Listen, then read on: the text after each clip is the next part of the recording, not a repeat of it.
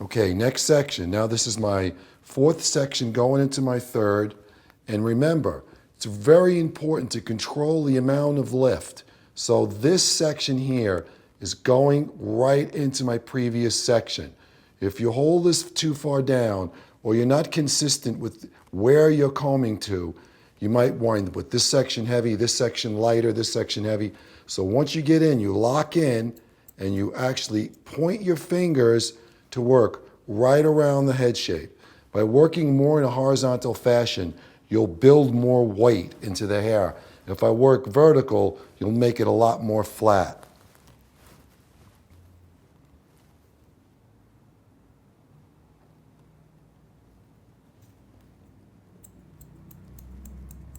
Again, pointing my fingers to work right around.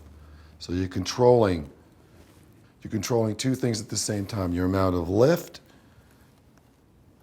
and your shape or your direction where you're going.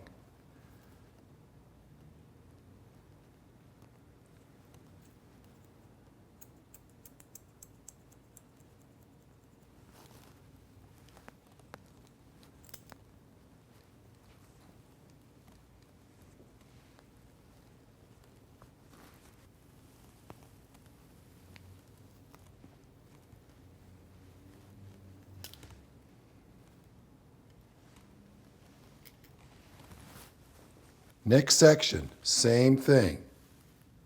Working into my previous section. Now it's best you work slow. You don't want to be grabbing lots of hair. Take your time and be very aware of where your fingers are in relationship to the head.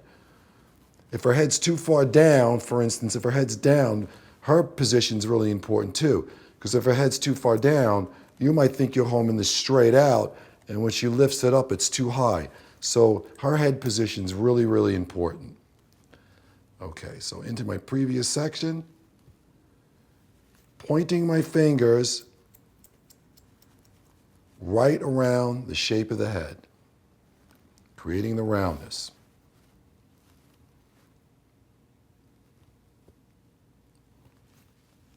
Work with your fingers into your previous section and work right around the shape.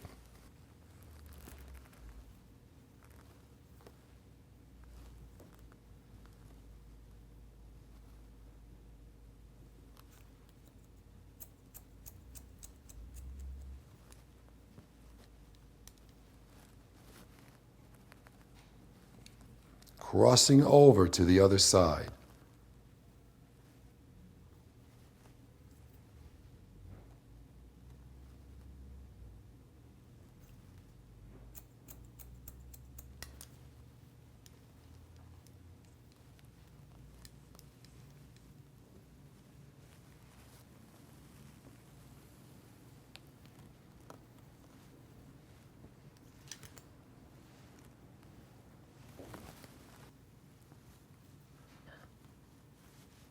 Again, next section, always being aware where I'm holding this. Again, you don't want to be holding this down.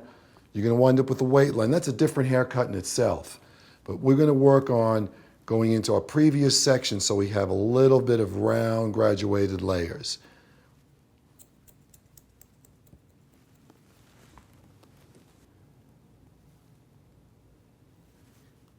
Working with your fingers and aiming. Let your fingers guide you to the shape.